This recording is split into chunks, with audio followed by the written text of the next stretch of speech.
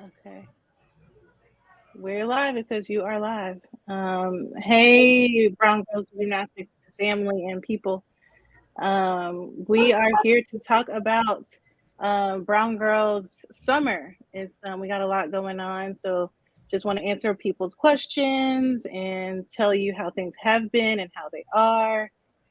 So we have Miss Danita Obi with us and Jasmine Swinigan. I will let them introduce themselves.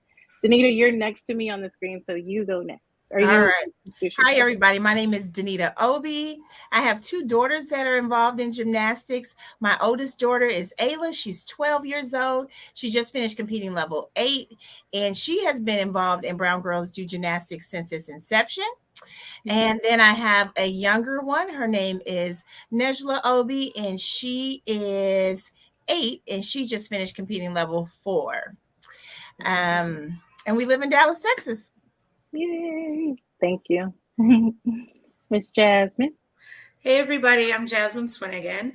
I live very far away from Miss Danita. I live all the way up in Minnesota.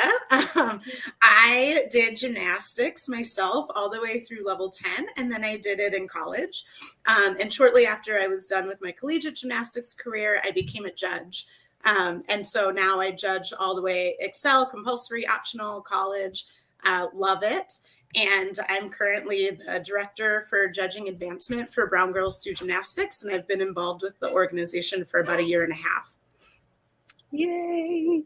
Thank you, ladies, for being here. As Danita said, she's been around since the very beginning, so I definitely wanted her to jump on. She's also a part of the advisory council, so I wanted her to jump on and let the parents know what this is all about and how it's been for her. Her experience from the beginning to now. And then Jasmine, we can talk a bit about the Isla Invitational. I know a lot of people, it's a little different than typical invitationals for gymnastics, so we'll get into that a little bit. If anybody has questions, we can see the chat. So Desiree says awesome, and Jana says awesomeness. Thank you, ladies. So, Miss Danita, how was your experience from the very first conference to last year? What's your It has, take? you know what, it has exceeded my expectations. I had a daughter at a gym, probably like some of you guys. There weren't many brown girls in that gym, especially in her group. I didn't even think about there even being a problem until meet season when she got to the point where she started competing, and the coach asked everybody to put their hair in a bun to the side. So my daughter has beautiful 4C hair, and it was not going in a bun to the side, and she was heartbroken. And that's when I started seeing some things. She's like, "Oh, I just want to wear a messy bun to the gym." Well, babe, your hair is not going to be in a messy bun.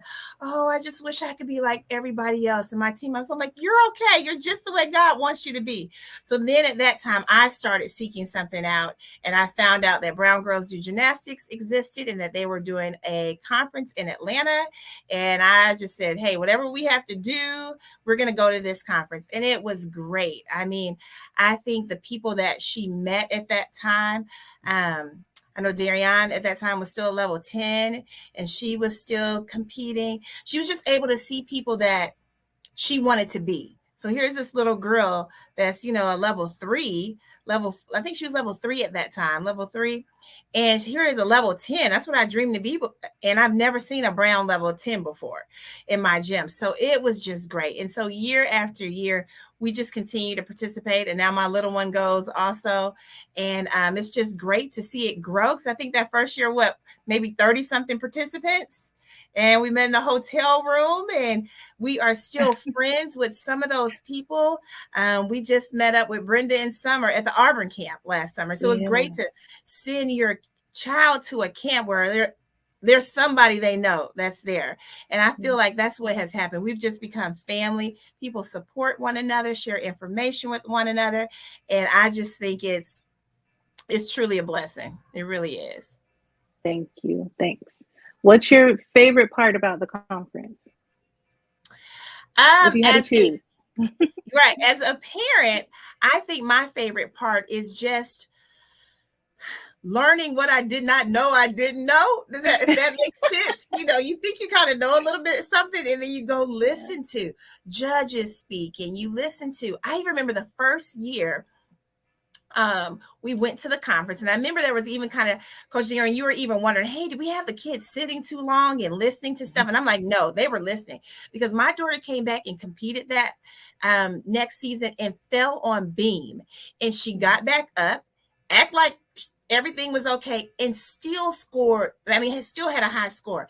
And I'm like, were you okay? She said, I remember being at Brown Girls, and that judge said, if you fall, you just get back up and act like you didn't fall, and you can still get a good score. And so she believed that. And we all know how mental gymnastics can be. She believed that, she took that, and she applied it. And you can't ask for more as a parent, where your kid is obtaining information, they're retaining it, and they're applying it to their lives. I mean, what else can you ask for? So as a parent, that was great to see with my child.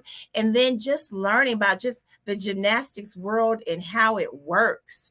As a parent, how do I advocate for my child? As a parent of a kid who does dream to do collegiate gymnastics one day, what are some of the steps that we need to be taking along the way? Learning as a parent her body. Oh, we were told, I will never forget Tiki saying, they will lie to you. They will act like they're okay, and they will just keep going. And I'm like, not my kid, right? No. I had to find out about an injury just because she was acting a little bit different. And I remembered, Tiki said they will lie to you. So if she's saying, oh, mom, a kid who never complains is saying, oh, yeah, I think something's going on, that means something's really going on. Yeah. And we were able to catch a back injury early. She had damage to her L5 and S1, and we were able to catch it early, and the ortho was able to help her, and PT. But that wouldn't have happened if I hadn't been there at Brown Girls and had been advised not to believe my child. Yeah. So, I mean, believe them a little bit, Right. But from that standpoint, where they just want to keep going because they think that, hey, I'm getting behind. I'm not working on my upgrades. And, her ortho said it the best. He said, how old are you, Ayla? He said, if you continue to do gymnastics and you do it in college, you have 11 years ahead of you. Yeah. And that's a long time. And you want to take care of your body. So, and at that time, she was getting ready for level 8. She missed most of the season. She did compete some. But in her mind, I don't want to repeat a level. And she did end up doing 8. She did 8 again this year because I said, you got to look long-term. And so because she looked long-term, redid level 8, did great, won regionals at level 8. And we're like, is it better to struggle, not admit you're in pain, damage your body, and then not be able to do well or not be able to do the sport at all? So just working on that mental component for them to understand, to look at things for the long haul. So I would encourage parents to do that, because sometimes you're like, oh, my kid's not going up to the next level, and you give it time. As they say around here, trust the process. Trust the process. Absolutely. Yeah. I do remember, so we coined you guys were in a room, I think it was the first conference, or maybe it was second. I think it was first. And the parents just started talking in a room, and you were supposed to be somewhere else. And I was like, maybe we should just leave them, because y'all were like exchanging all of this good information. And so the following year we were like, well, we need a time that's set aside for us to talk. And we started calling it the brown table talk. Do you remember that? I do. The parents just chatted. But I remember a parent talking about their daughter, and it may have been Tiki, their daughter doing level 10 really, really early, and that becoming an issue for the child, just like injuries because of so many repetitions. And so they took a step back. And I believe it was Tiki and Darion, because I remember that the child was a commit at that time, but it's because she took a step back, and paid attention to her body. So yeah. I agree. I see Bev Carter says dorm at NCAT or North Carolina A&T. Tell us what you mean a little bit more, Miss Beth. And then I see Jennifer B says, luckily she was able to get her daughter a leotard. Every time I touch it, it disappears. And shorts during the pre-order. But my question is, will the Leos be for sale at the conference? Yes. So we do sell leotards at the conference. I can't promise you what sizes they'll be, but we will do, hopefully we'll have time to do another order. So just pay attention to like our announcements when we announce leotards, and hopefully we'll be able to get sizes in. Also, email admin at Brown Girls Do Gymnastics if you have specific questions about sizes for your daughter or kids maybe at your gym. Again, admin at browngirlsdogymnastics.com. Miss Jasmine, so she mentioned judging and someone falling and still getting a great score. Can you tell us a little bit about, or a lot of it? I planned for this to just be 20 minutes, a quick Q&A, so I can talk forever about gymnastics, so I'll shut up a little bit. But a little bit about how last year was and what you talked to the parents about last year, and then what you plan on for this year. Yeah. Last year was so fun. It was my first Brown Girls Conference, and I'm so excited to be part of this next one at Fisk, where history will be made. I'm so excited. So last year at Grambling State, I did a conference, I did a clinic about judging. So really just vault bars, beam floor, general, what are judges looking for? And just kind of working to debunk some myths about gymnastics, right? Things like oftentimes when I go to a meet and I'm judging and I go to the bathroom, I overhear conversations about, oh, the judges like that girl's nail polish. Oh, there was a deduction because the judges didn't like her hair, things like that. And so I work to really just debunk a lot of those myths and help make sure that the parents understand what it is we're looking for. Not necessarily so you can coach, but because you all are paying a lot of money, you're investing a lot of time and effort and energy into the sport. And I truly believe that, in order for you to be a good advocate for your kid, you need to understand what it is coaches and judges are looking for. So did kind of a high level overview of major deductions and what we're looking for. And then we had a really nice conversation, parents and judge and me, talking about really some of the issues that might be specific to being the only kid of color on the competition floor, being the only parent of color in the audience, and kind of thinking about how to handle situations a little bit differently just by having that knowledge. Got to work with the athletes as well and answer some questions around, again, we're not judging you based off of your hair. I don't, like coaches might tell you that, it's just not true. Unless the hair is in your face or it's, a danger, we're not looking at it. I'm not looking at it at all. So it was just really fun to connect with the athletes. That's the part that I love the most, is being able to give them a nugget like what Danita's kid was able to hear. You really can get a good score even after you fall. So I love being able to work with the athletes, say, hey, less is more sometimes, and give them tips about what they can put in their routine from a strategic point of view so that they can really succeed. So those were some of the things that we did last year. I plan on bringing a lot of that back to Fisk this year. What's great this year is all of the rules for the optionals and the Excel levels are changing.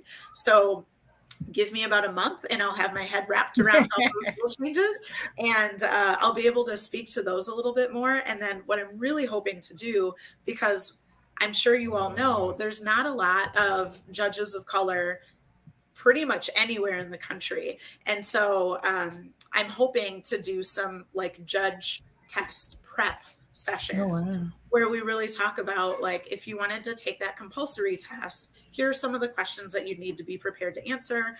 Here's what it looks like to become a judge, the financial aspects of it, both good and bad, all of that. So that's what I'm planning on bringing, and I'd love to see you all there. Thank you, ma'am. I know that judging is we have a Facebook group, some of you know. In the Facebook group, we hear a lot of that. We hear a lot of, or see even, videos will come through and it's she stuck all of her skills. Why was her score low? And so Jasmine answers that for you. There's a lot that goes into a routine, and sticking is cool, and we want sticking, but there's so much other stuff too. So it's great to have a judge for the parents and for the kids, the gymnasts. Beth Carter says, tell us about the dorm situation. I'm just going to talk about it because I don't know what you mean, but ask me if I don't say what you want me to say. For North Carolina A&T and for Fisk, Aggie pride. Oh Lord, I forgot you were going to do A&T. I was like, what's happening? And I had to say that calmly, but I had to get that in. That's so funny. I see Mr. Frank in the comments. He says hello, and he went to Fisk, so y'all can battle it out later. Always HBCU love. It's just That's it's all right. fun. But I'm gonna say North Carolina A&T again, so you're gonna say Aggie Pride, and you won't scare me this time. You ready? Okay. So at A&T and at Fisk, the high performance girls will, yes, both yellow and blue, the same colors for both schools, and both Bulldogs, which is crazy, right? So at North Carolina A&T and at Fisk, the high performance campers will stay on campus. They will be in the dorm rooms at both schools. So the high performance girls are 13 and up and level 7 and up. For a high performance camp. At Fisk, the Camp Isla is only high performance. Eagle Pride, but we cheer for A&T that week. So again, the North Carolina A&T and Fisk camps, both high performance campers or camps, the girls stay on campus. They are in a dorm room together. 2 girls in each room for each school. And then there are 5 chaperones that will stay on campus with the girls in the dorms for both camps. Hopefully that answered. If not, ask us, keep asking questions. Miss Beth Carter. Am I forgetting anything, Janita, Jasmine, as far as the dorms? I can't think of anything that's specific to, no? Okay. I do for Camp Isla, because you're staying on campus, we do have to have PCR test, your results sent to us 72 hours before the camp, and then you'll be rapid tested on campus. That's the only difference between the high performance camp and training camp for COVID, and then also for conference for Fisk. So I can tell you too, that kind of goes into what we're doing this summer. We got a lot more than normal for us. So North Carolina A&T is July 3rd through the 8th, and that's Camp Isla. And then July 19th through the 22nd is Camp Isla Fisk. And that goes into the conference, which is July 22nd, 23rd. And then that goes into the Invitational, the Isla Invitational. And that Invitational is on the 24th, the Sunday. And we can talk about that a little bit too. Again, I think a lot of people, it's a little different than our normal Invitationals. Jasmine, you want to start us off with the Invitational? Yeah, so I'll be judging it. I judged the first one last year at Grambling, and it was really fun. It's kind of weird to compete in July. It's kind of weird for me to have to put on my judging blazer in July. I'll just be honest. But it's such a fun experience for these athletes to be able to compete on a college campus and get that big college meet feel. I know last year at Grambling, people showed up. People were cheering. They were pumped. We had cameras there. It really just made all of the athletes feel like they were the superstars that they are. That sounds cheesy, but I'm going with it.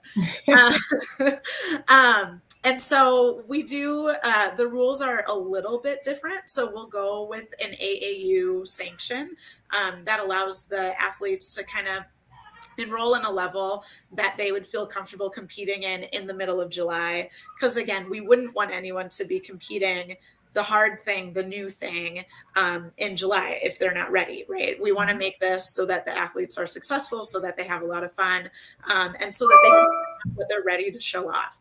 So it is a full meet. You'll have judges there. They'll get scored according to those AAU level rules. And we'll have some special awards. So again, because it's in the off season, we won't be doing the typical like placement awards, but we'll do some fun spirit awards. We'll do a couple awards that the judges will pick out for the athletes. So I think it's going to be really special, and just a great way to kind of finalize the conference at Fisk. And I'm really excited about it. I think it's going to be a lot of fun. Yay. Yeah. At the invitational goes into the exhibition, which was also a lot of fun. So, and Danita's daughter got to compete last year in the invitational. It was like a duo meet. So it ran just like a college meet. It was going back and forth, like bars would happen and then vault or whatever. They kept going back and forth. Super cool. We had commentators. It was nice. I feel like the girls, like Jasmine said, really got that college experience. Jennifer B says, so do the people who go to the conference get to stay and watch the invitational? Yes. So all participants for the invitational get free tickets to the invitational. All of the participants for the conference get free tickets for invitational and exhibition. We will sell tickets for invitational exhibition for folks who did not participate in the conference. So there is opportunity for the public to come and watch the invitational too. The exhibition is all current or former collegiate gymnasts. So last year we had, I think there were 8 teams represented for the exhibition. I don't want to leave a team out. I know we have Florida, Auburn, Centenary, Rutgers. There were more. So it was a lot of fun. We had one girl who actually didn't compete in college, but she was a level 10 who ended up going to Grambling and instead of going gymnastics. And she was throwing bulls out there. So it was a lot of fun. We did the whole swag surf. It was dope. So come on out to the invitational and exhibition. Yeah, Miss Danita, you were there. So tell us what you think about the invitational exhibition. Yes, we had a team of girls from Metroplex participate. And like you said, I think they weren't expecting. I mean, they were like, cameras were all in my face. We're like, that's how it's gonna be. That's how it's gonna be for college, and this is what you say you want to do. So it was a great experience for them to have, and just like you say, the commentating, and even my husband and my mom, because it was streamed, they're texting me like, wow, their names are on the screen, like this is legit. This is real. Yes, they did. They had their names popping up on the screen. So it was an experience where, I mean, where else can they get that? Yeah. I remember at the end of the meet, there was a journalist who came up and interviewed me about the meet. And was like, now what are your instant reactions to how the athletes perform? I have never been interviewed like that before. So it was really cool to be able to talk about gymnastics more, because I could talk about gymnastics all the time. And then like the local newspaper reported on it. It was so cool. It was definitely cool. I remember seeing some of the girls too get interviewed, and they were like rocking. I was like, dang, can y'all talk for me next time? It was really cool. Well, thank you, ladies. We went over 4 minutes. I asked them for 20 minutes. They gave me 24. Does anybody, I see, have you announced which college gymnasts will be at the conference? We have a little bit. We're keeping some for, to just sprinkle it around a little bit. We have announced Ananda, who is at Auburn. I actually don't know if we've announced anybody else, so I'm afraid to say before it comes out. Oh, we just announced Janae Honest. She's not a current gymnast, but she competed for UCLA, and she's an NCAA commentator. She does the gym talk for us. So she interviews folks who are involved with Brown Girls, kind of podcasty a little bit. She's an Emmy Award winner too. It's pretty fancy. Hello, sorry, I already answered this, but what are the dates for training camp? Dates are on the website, and I did just tell you, just say it, but I will say it again, Miss Monique Murphy. So training camp for North Carolina A&T. Where's the Aggie Pride? For training camp, it's July 5th through the 8th. And then there is no training camp for Fisk. It's only high performance camp for Fisk. Is there? Who's Bronco Pride? I don't know Bronco. I should know all of them. Tell us, where's Bronco Pride? Where are you from? Now I gotta go Google HBCUs and Broncos. Thank you guys. We will do another one. So look, like check us out. Make sure you're Fayetteville State. My bad. Oh yeah. HBCU live. So we will hopefully see you next Friday. Look out for the time. It might change depending on people's schedules. If you have questions, again, admin@browngirlsdogymnastics.com. And we will talk to you later. Thanks, Miss Danita and Jasmine. Welcome. Thank you. This was Talk fun. to you later. Bye. Bye, guys. Bye.